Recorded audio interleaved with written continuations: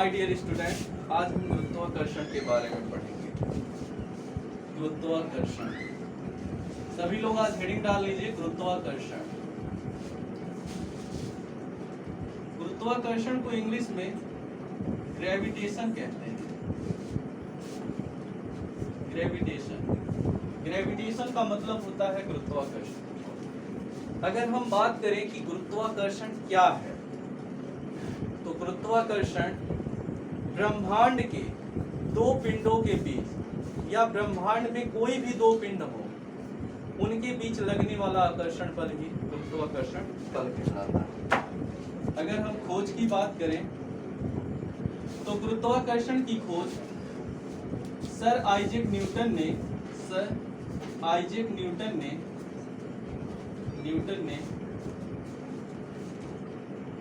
1666 ईस्वी में किया था। 1666 ईस्वी में किया था। 1666 ईस्वी में न्यूटन जी ने गुरुत्वाकर्षण की खोज कब की? 1666 ईस्वी में। कब की? 1666 ईस्वी में। उनके अनुसार उन्होंने क्या परिभाषा दी? उनके अनुसार अगर हम न्यूटन के अनुसार बात करें तो उन्होंने कहा किन्हीं दो पिंडों के बीच किन्हीं दो पिंडों के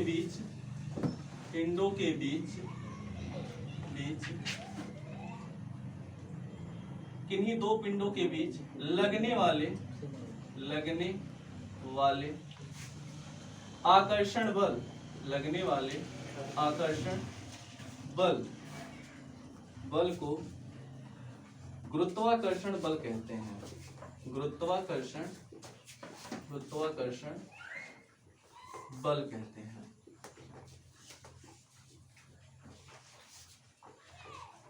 गुरुत्वाकर्षण बल किन्हीं दो पिंडों के बीच लगने वाले आकर्षण बल को गुरुत्वाकर्षण बल कहते हैं।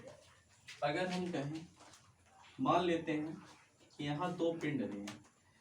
इस पिंड का द्रव्यमान m1 और एक पिंड और ले लें, एक पिंड m2। ठीक है, एक पिंड m2।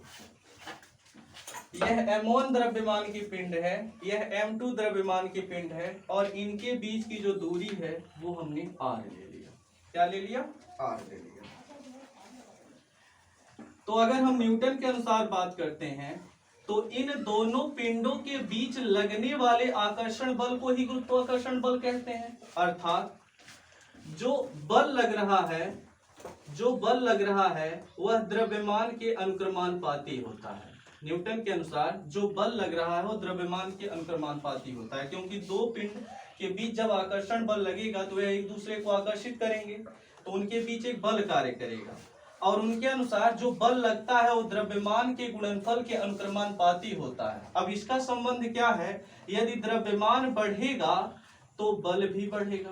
इनके बीच जो संबंध है, यदि द्रव्यमान बढ़ेगा तो बल भी बढ़ेगा, द्रव्यमान कम होगा तो बल भी कम लगाना पड़ेगा।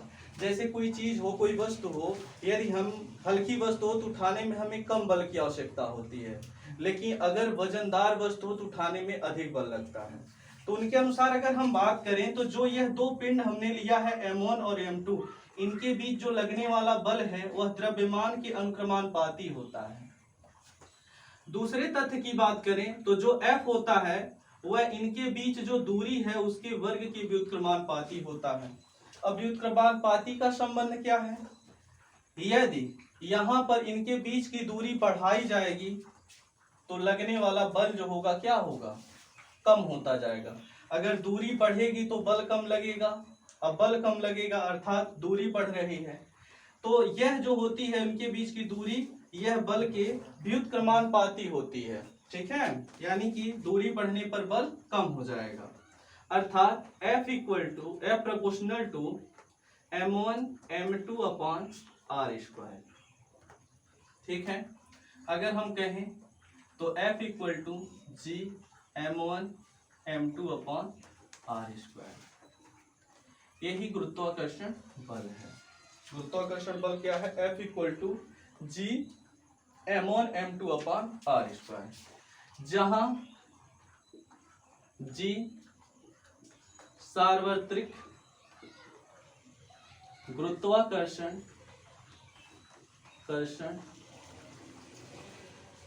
नियतांक है, जहां जी क्या है, सार्वत्रिक गुरुत्वाकर्षण नियतांक है। अगर जी के मान की बात करें तो G equal to 6.67 into 10⁻11 newton metre square पर केजी स्क्वायर। ठीक है, यहां तक किसी बच्चे को कोई दिक्कत? इसको नोट कर लीजिए। नोट कर लिए होंगे माय डियर स्टूडेंट। अब हम आगे बात करेंगे गुरुत्वीय बल के बारे में। गुरुत्वीय बल क्या होता है? गुरुत्वाकर्षण बल के सूत्र को समझ गए। अब हम बात करेंगे गुरुत्वीय बल। गुरुत्वीय बल, गुरुत्वीय बल क्या होता है? गुरुत्वीय बल पृथ्वी जिस बल से किन्हीं वस्तुओं को अपनी ओर खींचती है, पृथ्वी जिस बल से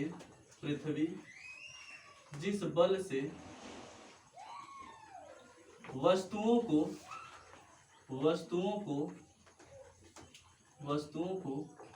अपनी ओर खींचती है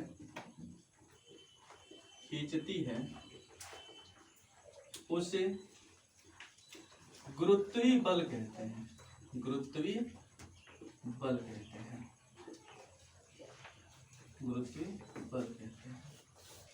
गुरुत्वीय बल क्या है? पृथ्वी जिस बल से वस्तुओं को अपनी ओर खींचती है उसे हम क्या कहते हैं? गुरुत्वीय बल कहते हैं। और एक शब्द यहीं और आएगा माय डियर स्टूडेंट, गुरुत्वीय त्वरण। गुरुत्वीय त्वरण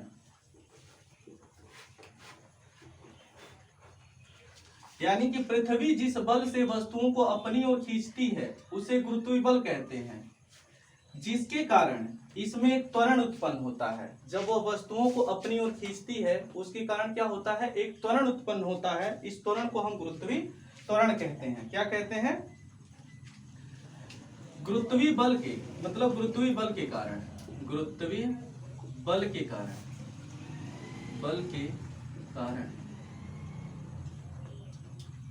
जो त्वरण उत्पन्न होता है, उसे गुरुत्वीय त्वरण कहते हैं। क्या कहते हैं माय डियर स्टूडेंट? गुरुत्वीय त्वरण कहते हैं। ये गुरुत्वीय त्वरण कहते हैं। अब गुरुत्वीय त्वरण का सूत्र क्या होता है? गुरुत्वीय त्वरण G small g equal to G M upon R square. G small g equal to G M upon R square. जहां पर m क्या है? जहां m पृथ्वी का द्रव्यमान है। क्या है? पृथ्वी का द्रव्यमान। r की बात करें, r जो है पृथ्वी की त्रिज्या है, पृथ्वी की त्रिज्या। और जी के बारे में तो आपको हम बताए ही हैं। जी क्या है? सार्वत्रिक गुरुत्वाकर्षण नियतांक। यहां तक किसी को कोई दिक्कत? नोट कर लीजिए। यहां तक सबका हो गया होगा। एक पॉइंट छूट गया है। जी का जो मान होता है जी इक्वल टू 9.8 मीटर पर सेकेंड स्क्वायर होगा। सभी लोग ऐड कर लेंगे अपनी नोटबुक में। अब हम इसको मिटा रहे हैं। अब हम बात करेंगे जी के मान की। जी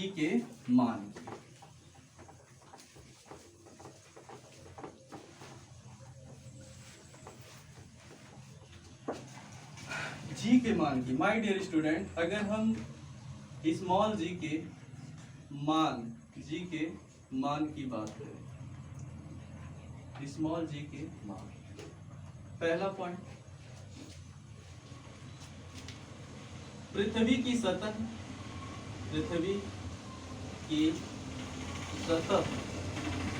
से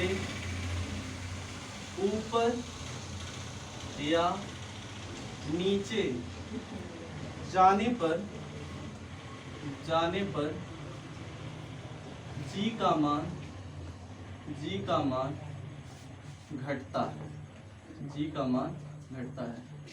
माय डियर स्टूडेंट, अगर हम बात करें जी के मान की, तो चाहे आप पृथ्वी से ऊपर जाइए या पृथ्वी से नीचे जाइए, तो जी का मान क्या होगा, हमेशा घटेगा।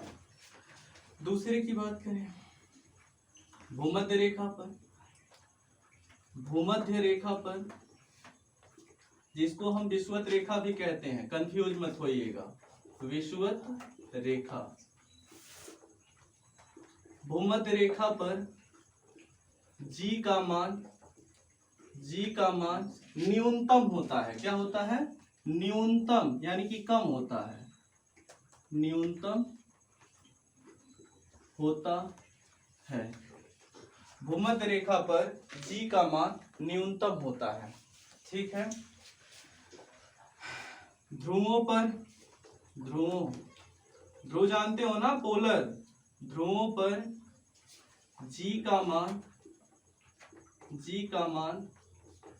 अधिकतम होता है, जी का मान अधिकतम होता है,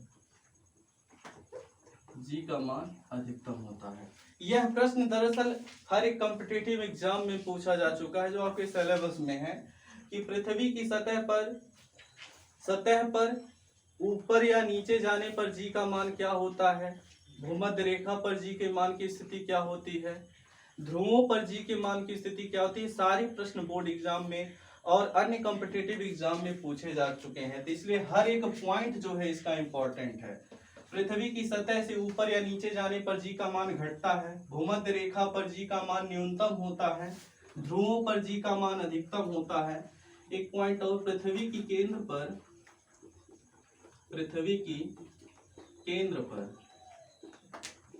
जी का मान शून्य होता है, पृथ्वी के केंद्र पर जी का मान शून्य होता है। अगर पांचवें पॉइंट की बात करें, पृथ्वी की घूर्णन गति बढ़ने पर जी का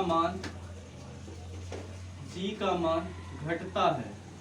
अगर पृथ्वी की घूर्णन गति बढ़ जाएगी तो जी का मान तुरंत घट जाता है, ठीक है। पृथ्वी अगर जैसे गति करती है, घूर्णन गति करती है पृथ्वी, पूछा जाता है पृथ्वी कैसी गति करती है, तो पृथ्वी घूर्णन गति करती है। तो पृथ्वी अगर अपनी घूर्णन गति को बढ़ा दे तो जी के मान पे क्या प्रभाव पड़ेगा, तो जी का मान घट जाएगा। अगर अगले पॉइंट की बात करें, पृथ्वी की घूर्णन गति घटने पर जी का मान बढ़ता है, जी का मान बढ़ता है। तो माय डियर स्टूडेंट, ये जी के मान से संबंधित इतने पॉइंट थे, ठीक है, जो हर कॉम्पिटिटिव एग्जाम में पूछे जाते हैं, ठीक है। तो आप अच्छे से इसको क्या कर लीजिएगा, लर्न कर लीजिएगा, ठीक है। आई होप कि आपको गुरुत्वाकर्षण समझ में आया होगा। धन्यवाद।